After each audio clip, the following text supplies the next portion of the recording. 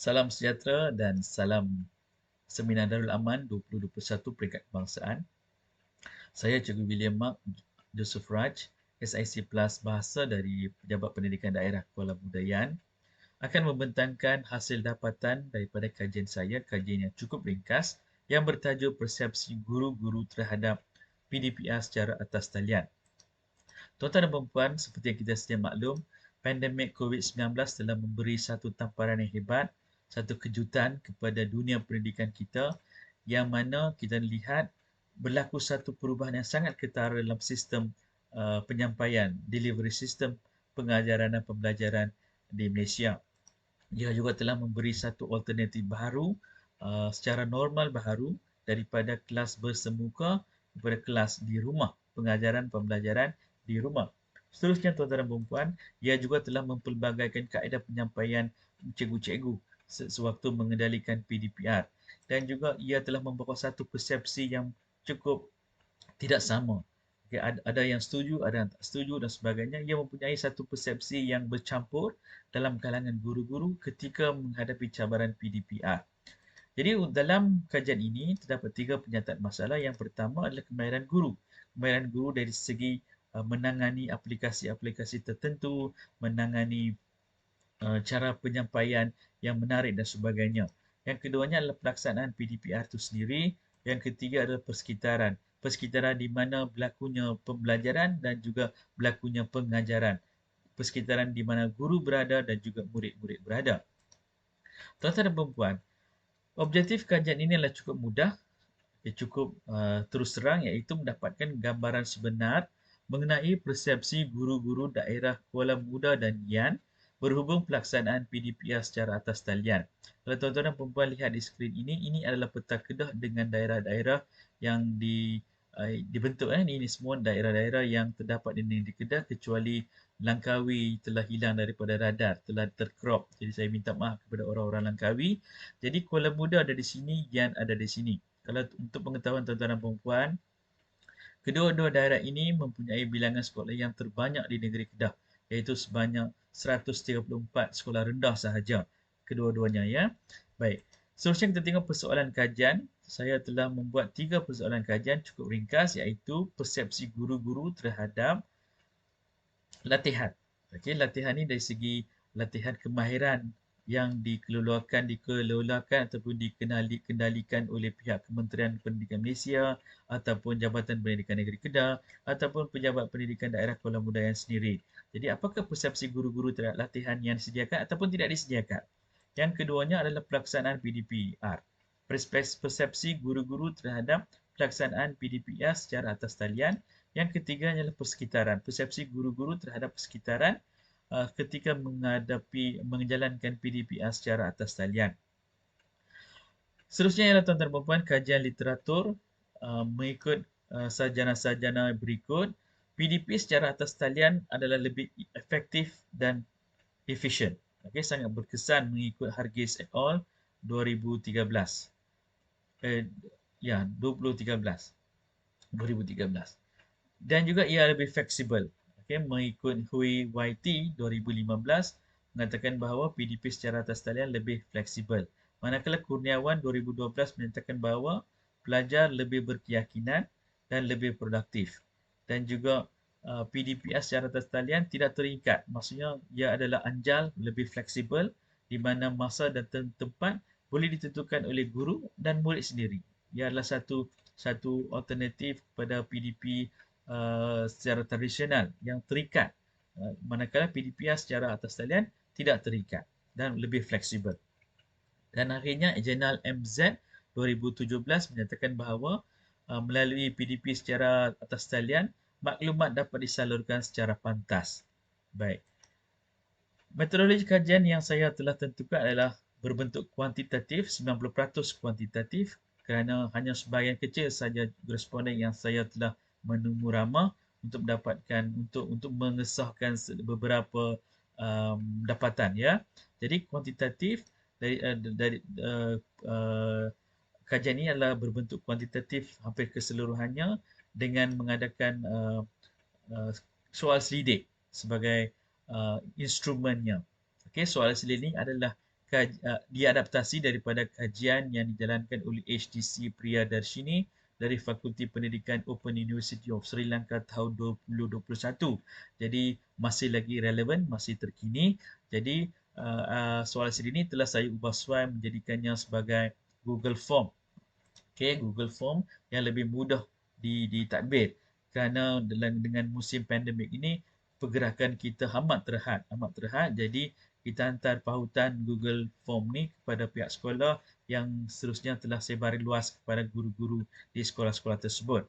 Jadi terdapat 16 soalan dalam kaji selidik ini ataupun soal selidik ini yang merupakan Likert scale, skala Likert daripada 1, 2, 3, 4, 5. 1 sangat tidak setuju dengan 5 sangat setuju.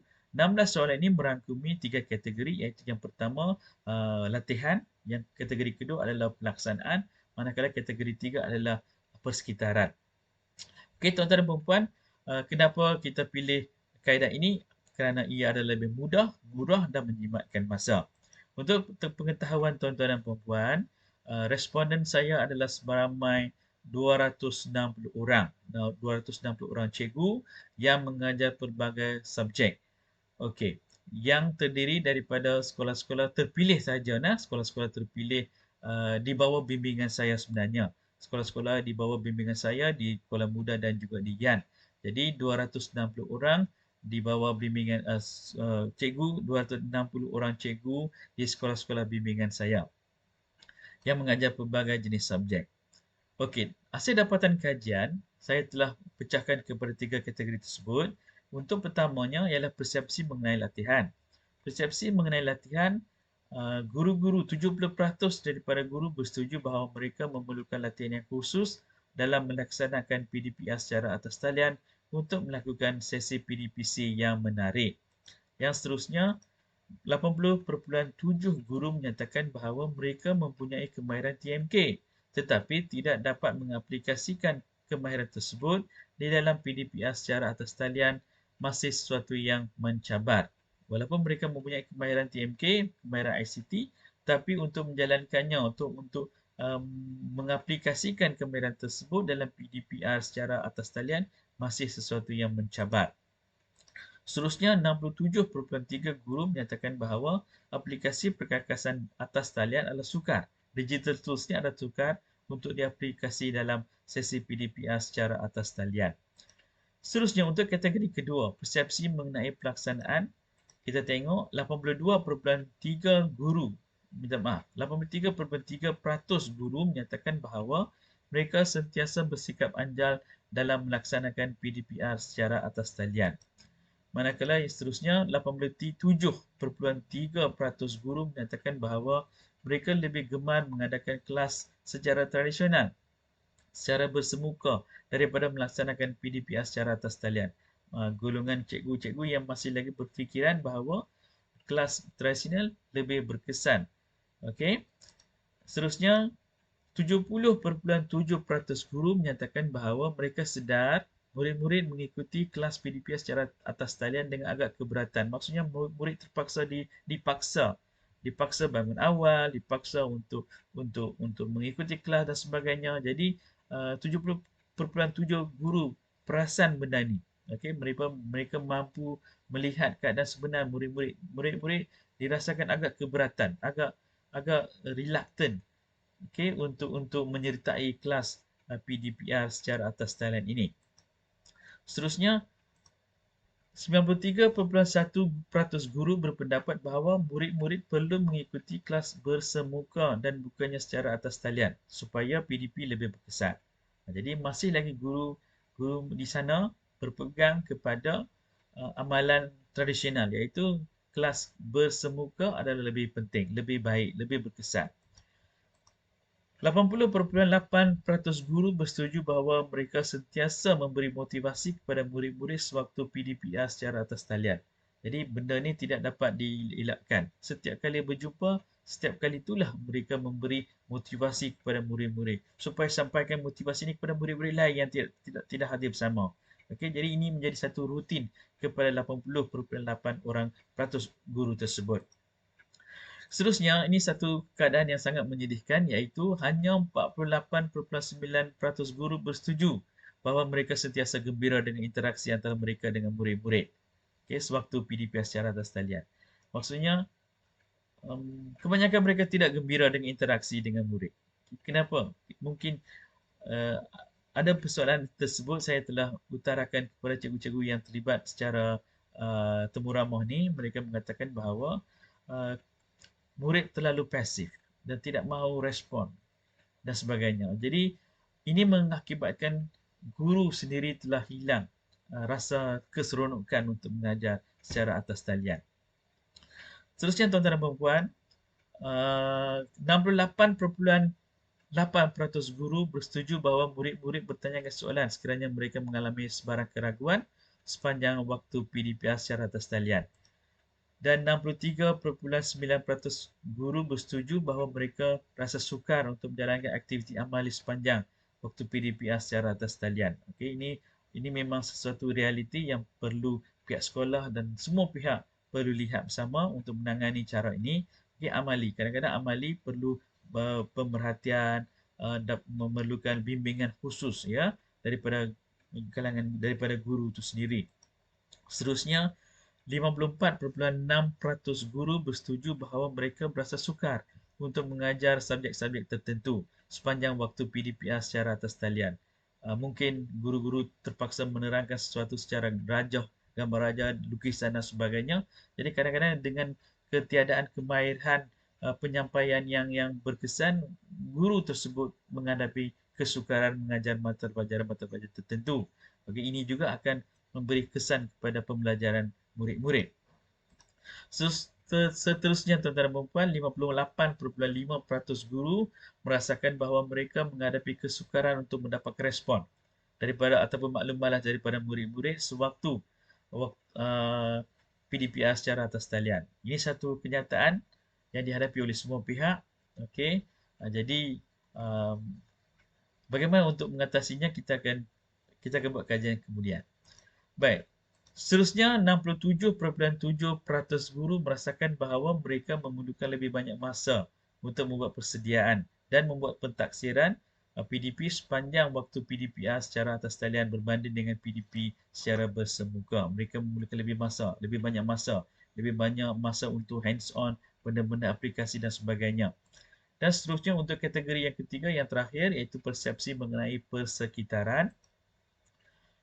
52% guru merasakan bahawa keadaan persekitaran di rumah masing-masing tidak begitu kondusif bagi menjalankan PDPR secara atas talian. Okey, mungkin latar belakang rumah tak elok, mungkin susun atur perabot di rumah, mungkin cikgu-cikgu tu rasa sendiri, rasa kekok dan sebagainya. Kadang-kadang cikgu-cikgu membandingkan rumah mereka dengan rumah kawan-kawan lain dan sebagainya. Jadi ini satu yang sangat subjektif, tetapi mengikut kajian ini 52% guru merasakan persekitaran di rumah masing-masing tidak begitu kondusif. Dan seterusnya 51.9% guru merasakan bahawa tumpuan mereka terganggu dengan keberadaan ahli keluarga. Ahli keluarga mungkin guru-guru yang mempunyai anak-anak kecil dan sebagainya. Kadang-kadang sewaktu guru sedang mengajar, ada gangguan-gangguan tertentu, bunyi bising dan sebagainya, okey, meminta makanan dan sebagainya. Jadi ini salah satu daripada beberapa sebab ya yang mengganggu tumpuan mereka dalam melaksanakan PDPR secara atas talian. Okey, cadangan intervensi adalah saya selaku SIC Plus bimbingan sekolah-sekolah tersebut berfikir telah berbincang dengan pihak sekolah untuk membuat bimbingan berkelompok, iaitu saya boleh berkongsi beberapa aplikasi yang saya rasa cukup senang, cukup menarik dan cukup tidak memerlukan masa yang banyak untuk membuat persediaan, iaitu ClassPoint, satu aplikasi yang sangat menarik. Seterusnya adalah Mentimeter, PDEC dan Mentimeter merupakan lebih kepada refleksi murid-murid itu sendiri. Okay, sama ada mereka belajar faham tak dengan apa yang cikgu telah sampaikan dan sebagainya. Juga dengan Padlet. Okay, kebanyakan sekolah telah mula menggunakan Padlet dengan berjaya. Ada juga sekolah yang perlukan bimbingan seterusnya. Dan satu lagi adalah Google Form yang berbentuk interaktif. Bukan Google Form yang kita kira mati, ya, mati. Maksudnya Google Form yang interaktif, hidup. Okey, kita boleh buat permainan menggunakan Google Form. Jadi semua ni adalah intervensi-intervensi yang bakal dijalankan dengan pihak sekolah. Lepas seterusnya, tuan-tuan dan puan-puan, kita dah sampai kepada kesimpulan. Hasil kajian ini diharapkan dapat membantu pihak-pihak tertentu bagi mengambil kira keperluan meningkatkan kemahiran penggunaan teknologi maklumat dan komunikasi baharu yang diperlukan untuk melaksanakan transformasi terhadap sistem pendidikan terutamanya dalam kalangan guru-guru sekolah rendah. Okey, jadi apa yang telah kita lakukan ini, okey, dengan kajian ini kita telah membuat satu intervensi. Kita akan membuat surat minta maaf, kita akan membuat satu intervensi dan melalui intervensi tersebut diharap guru-guru dapat memanfaatkan kemahiran yang dia pelajari dalam pelaksanaan PDPR akan datang. Okey, dalam PDPR secara atas talian di masa-masa akan datang. Okey, itu saja daripada saya. Sekian, terima kasih. Sekian, terima kasih.